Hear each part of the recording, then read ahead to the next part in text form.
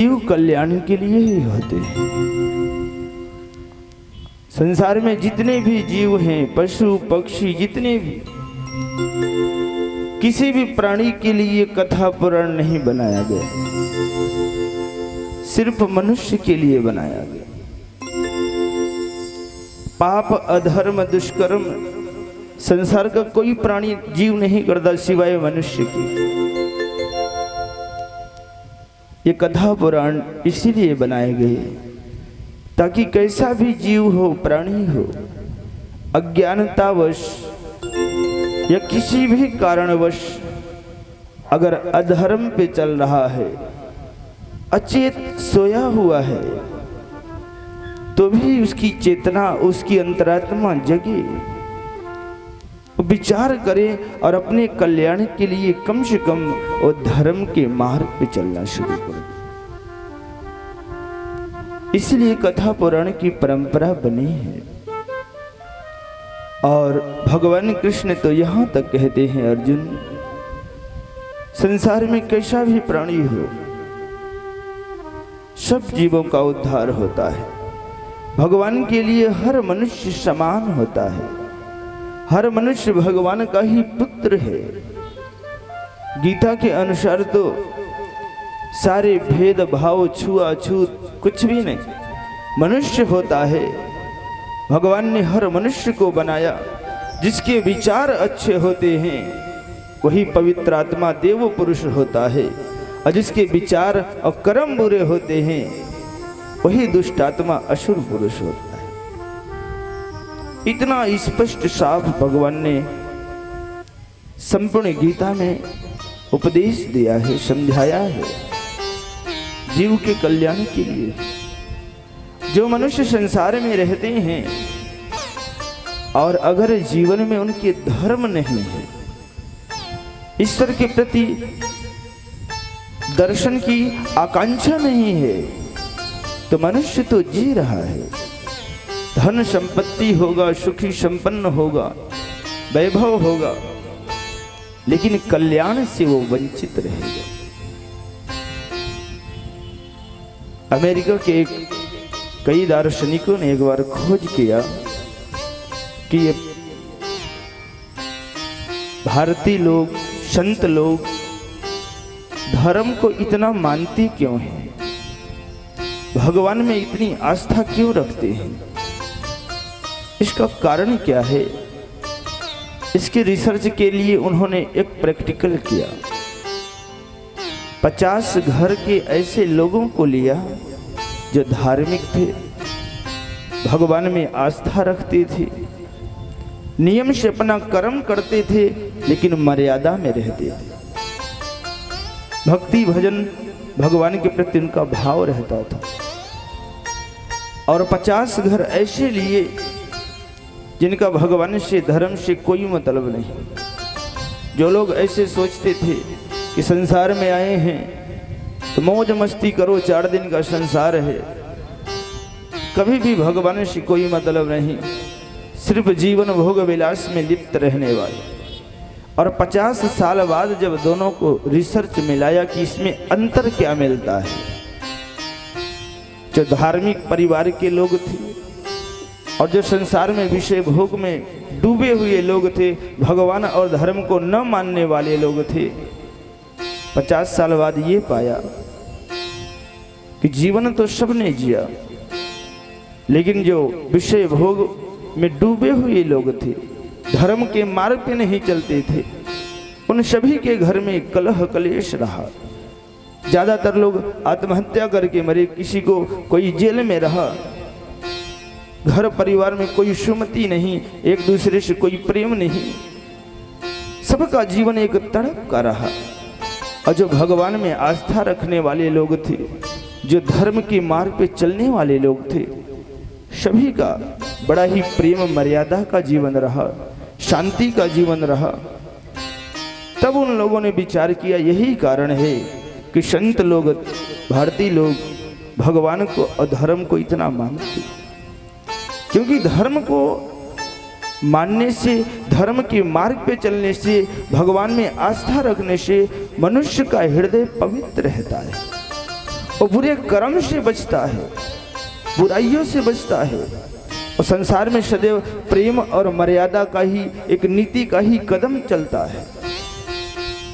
और मनुष्य जब जीवन में भगवान और धर्म को छोड़ देता है तो धन संपत्ति तो खूब रहता है, दुर्योधन जैसा अन्याय अधर्म खूब करता है, किंतु परिणाम दुर्योधन के जैसा ही पतन और विनाश होता है। यही कारण है जीव कल्याण के लिए ही ये कथा परंपरा बनाई गई। भगवान कृष्ण कहते हैं, अर्जुन अपिचेषु दुराचारो भजते माम अनन्य भाग साधुरेव समन्तव्य सम्यग् व्यवसितो हि सः क्षिप्रं भवति धर्मात्मा सस्वच्छान्तिं निगच्छति कान्तेय प्रतिजानीहि न मे भक्तः प्रणश्यति। भगवान कहते हैं, अर्जुन संसार में कैसा भी अपिचेषु दुराचारो, अत्यंत दुराचारी प्राणी हो, घोर अधर्म पाप किया हो, ऐसा प्राणी भी अगर उस पाप कर्म को छोड़ के श्रद्धा भाव से पश्चाताप करते हुए धर्म के मार्ग पे चल दे, भगवान के मार्ग पे चल दे, तो वो पापी जीव भी एक दिन संसार में सबसे बड़ा धर्मात्मा हो जाता है। भगवान यही कहते हैं, अर्जुन कभी मनुष्य को ये नहीं सोचना चाहिए कि मैंने जीवन में तो बहुत पाप कर लिया, अब मेरा उद्धार कैसे होगा, मैंने बहुत अधर्म किया, बहुत दुष्कर्म किया, अब मेरा कल्याण कैसे होगा। भगवान कहते हैं, अर्जुन पापी हो, अपराधी हो, दुराचारी हो, किंतु अगर उस पाप कर्म को छोड़ के पश्चाताप करते हुए, प्रायश्चित करते हुए भगवान से जुड़ने लगे, भगवान का भक्ति करने लगे, भगवत नाम जप करने लगे, तो पापात्मा जीव भी एक दिन सबसे बड़ा धर्मात्मा हो जाता है।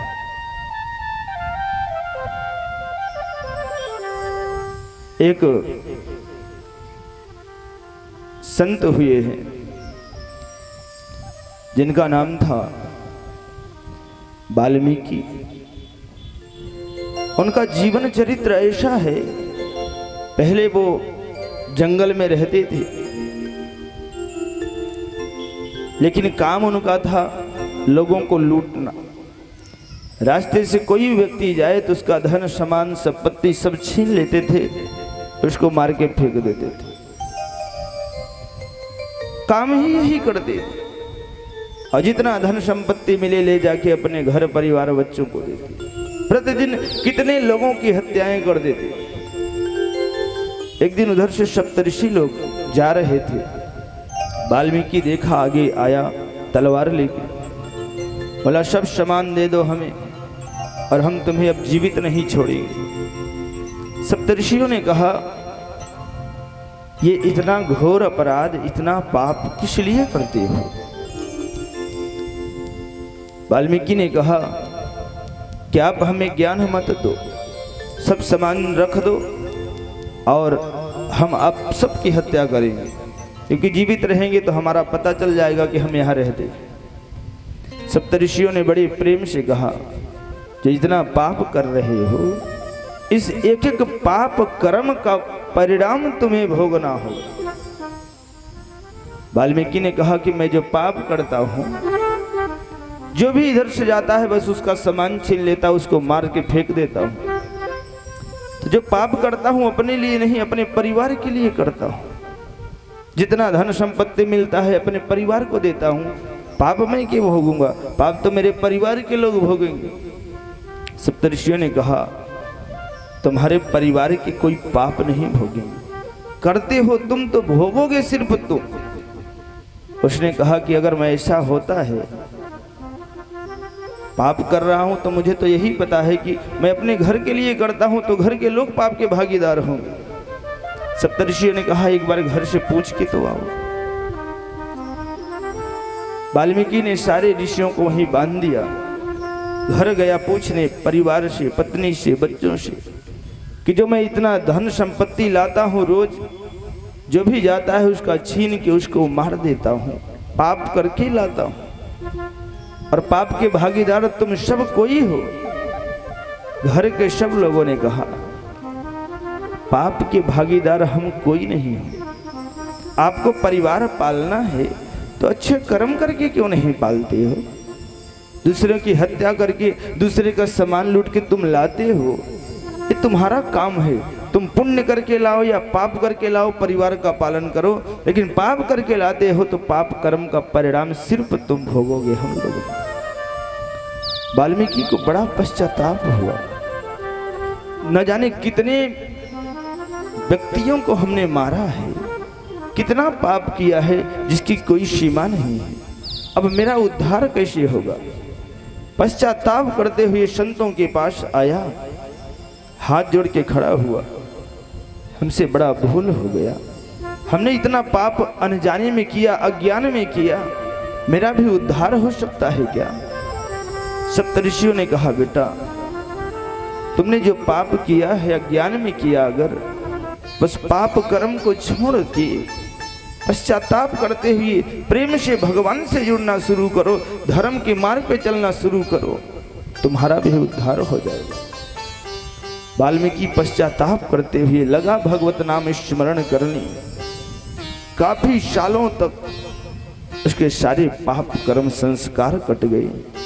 और वही वाल्मीकि जो पाप करने वाला था, जब भगवान राम वनवास में गए तो जितने संत मुनि थे सबको दर्शन दिए भगवान ने। सब संत ऋषिगण आए, दौड़ के भगवान को प्रणाम किए। लेकिन वही वाल्मीकि पाप करने वाला भगवान की इतना कठोर तपस्या भक्ति कर लिया कि जब भगवान उनकी कुटिया में गए तो हाथ जोड़ के स्वयं भगवान प्रणाम करते।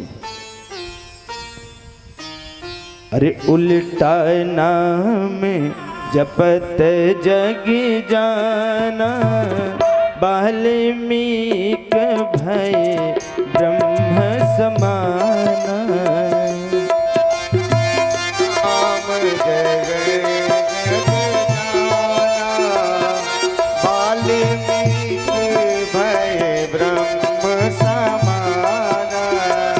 उल्टा नाम जपत जग जाना, वाल्मीक भय ब्रह्म समाना। उल्टा नाम जपत जग जाना, वाल्मीक भय ब्रह्म समाना। मुनि कहु राम दंडवत दीन्हा, मुनि कहु राम दंडवत दीन्हा।